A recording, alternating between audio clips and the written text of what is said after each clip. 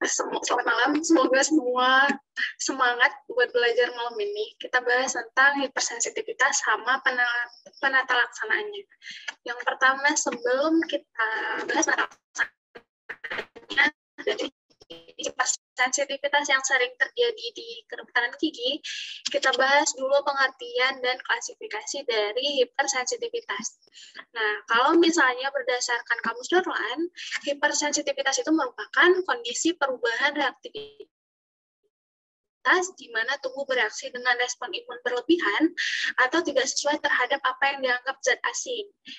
Untuk zat asing ini sendiri, kalau misalnya bahasa biologisnya lebih sering disebut sebagai alergen atau antigen.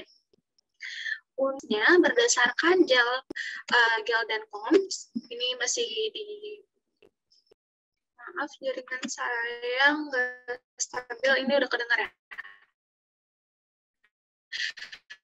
Nah, kalau misalnya berdasarnya itu terbagi menjadi 4.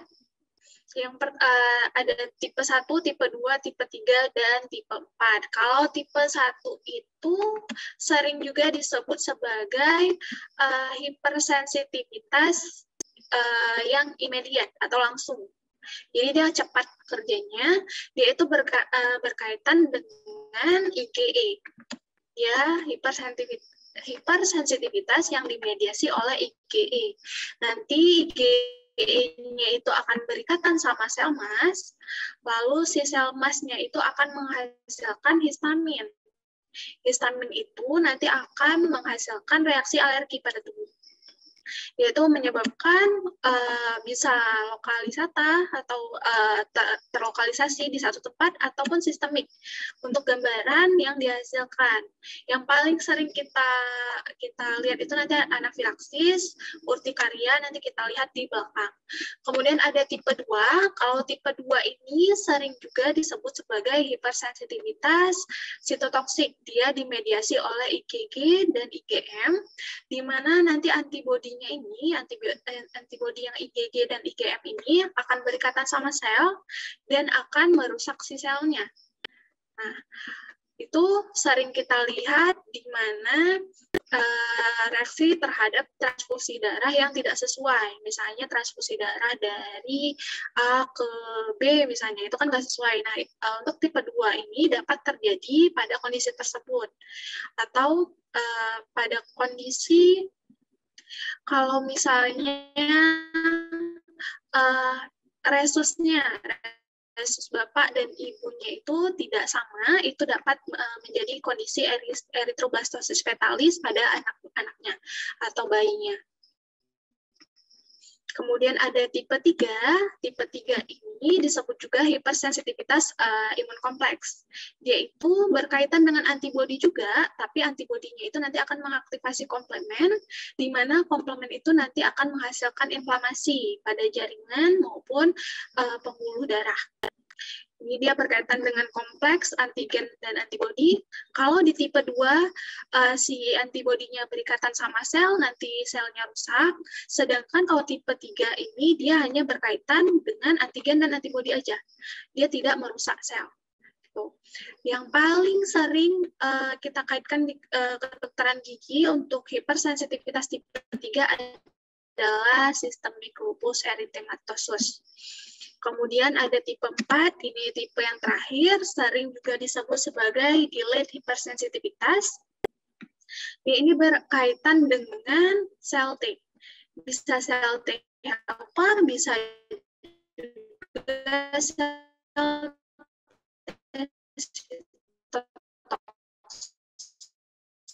T. Nanti ada 2 jenis mekanismenya. Terus itu kalau misalnya di kedokteran gigi berkaitan dengan bisa juga seperti stomatitis yang venenata. Itu nanti kita bahas mendalam di belakang.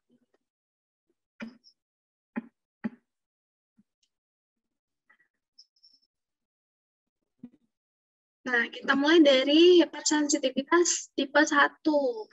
ini untuk hipersensitivitas tipe 1 atau immediate hypersensitivity, dia dapat menghasilkan reaksi yang paling berbahaya dibandingkan hipersensitivitas yang lain. Dia itu biasanya langsung terjadi setelah kontak dengan alergen atau kurang dari 24 jam, berbeda nanti dengan yang delayed hypersensitivity. Kalau delayed hypersensitivity, dia terjadi dalam jangka waktu 48 sampai 72 jam setelah kontak dengan alergen atau antigen. Kemudian alergennya itu bervariasi, sangat bervariasi dari makanan, obat, sampai bahan kedokteran gigi. Jadi kacang-kacangan, kemudian misalnya stroberi, latex itu untuk bahan kedokteran gigi. Latex itu biasanya terdapat di handscoon. Handscoon terbuat dari latex. Itu bisa juga menyebabkan yang hypersensitivity tipe 1 ini. Untuk hipersensitivitas tipe 1, dia dimediasi oleh IgE yang nanti memicu pelepasan mediator kimia seperti histamin, leukotrin, dan interleukin. Untuk komponen ini atau disebut juga sebagai sitokin, dia itu dapat menyebabkan dilasi vaskular. Dilasi vaskular itu pembesaran dari pembuluh darahnya dan kontraksi otot polos. Di antaranya otot polos si bronchiolus. Itu salah satunya. Kemudian untuk manifestasinya yang paling sering ditemukan itu adalah asma, urtikaria. Urtikaria itu gatal-gatal, ruam. Kemudian angioedema. Angioedema ini pembengkakan, nanti kita bahas juga di belakang. Kemudian anafilaksis, reaksi anafilaksis. Kemudian stomatitis venenata. Ini untuk stomatitis venenata yang terjadi secara cepat atau disebut juga stomatitis alergika. Karena nanti untuk stomatitis venenata ini, dia bisa terjadi karena hipersensitivitas tipe 1, bisa juga karena hipersensitivitas tipe 4. Kemudian ada juga stomatitis medikamentosa.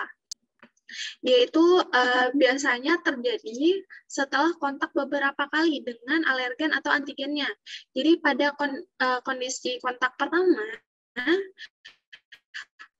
si pasiennya itu tidak menghasilkan reaksi dari hipersensitivitas ini, akan tetapi setelah paparan selanjutnya, subsequent exposure-nya, dia itu menginduksi IgE sehingga nanti si IgE ini berikatan dengan reseptor yang berada pada histamin, sehingga nanti, reseptor yang berada pada sel mas, sehingga nanti sel mas ini melepaskan histamin. Nanti histamin ini memiliki beberapa efek, diantaranya menyebabkan inflamasi akut, vasodilasi, bronkokonstriksi, dan bisa juga asma. Ini untuk kondisi-kondisi yang sebelah kanan yang di tabel ini merupakan kondisi-kondisi yang paling sering berkaitan dengan hypersensitivity tipe 1. Di antaranya ada anafilaksis, itu dapat diterapi menggunakan epinefrin, kemudian penyakit-penyakit alergi. Itu berkaitan sama hipersensitivitas tipe 1. Kita bahas satu yang sering ditemukan di depan gigi setelah terjadi hipersensitivitas tipe 1 adalah urtikaria. Urtikaria ini merupakan tipe hipersensitivitas tipe 1 yang paling ringan. Dia itu biasanya awalnya terjadi pembentukan vesikel. Mungkin kalau yang belum masuk penyakit mulut yang preklinik belum tahu itu vesikel apa. Vesikel itu merupakan peninggian yang berisi cairan.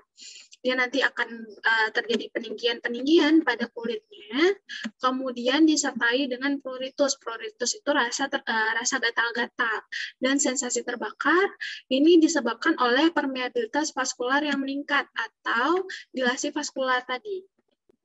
Dia itu dapat terlokalisasi atau menyebar pada seluruh badan. Biasanya dia self-limiting atau bertahannya hanya sebentar, dapat sembuh dengan sendirinya, bertahan 1-3 hari. Kemudian ini untuk gambaran yang sebelah kanan itu merupakan gambaran dari urtikaria. Yang gambar di atas merupakan kondisi urtikaria yang terjadi setelah injeksi penisilin. Ini terjadi karena penisilin, sedangkan yang bawah ini disebabkan oleh bracket ortodontik. Bracket dan wire ortodontik. Jadi dia nggak terbatas hanya makanan aja ya, metal juga bisa menyebabkan kondisi hipersensitivitas tipe 1 ini. Ini bahkan pasiennya kita menggunakan wire dan bracketnya itu padahal pada gigi, tapi dapat terjadi ruam alerginya itu atau urtikarianya itu pada badan. Jadi nggak terbatas ya tempatnya. Nggak selalu harus di dekat area yang terkena alergi.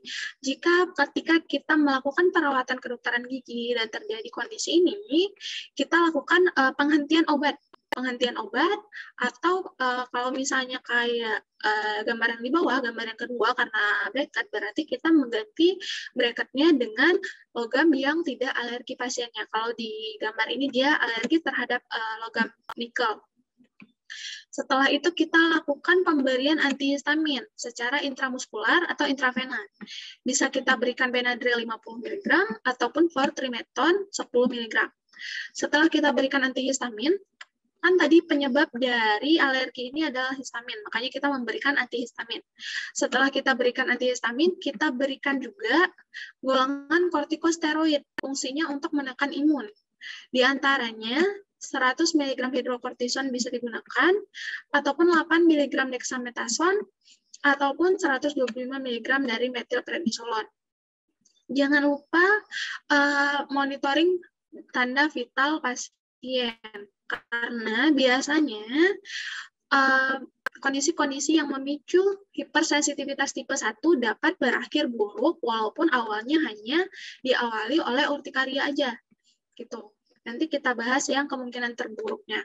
Setelah kita pastikan pasiennya tidak kenapa-napa, tidak berlanjut menjadi lebih parah, kita observasi di klinik selama 1 jam, kita resepkan pasiennya Benadryl 50 mg, Q6H ini maksudnya adalah 4x1, 4x1 berarti 6 tiap 6 jam, ataupun chlortrimeton 10 mg Q6H, atau 4x1 tiap 6 jam sekali.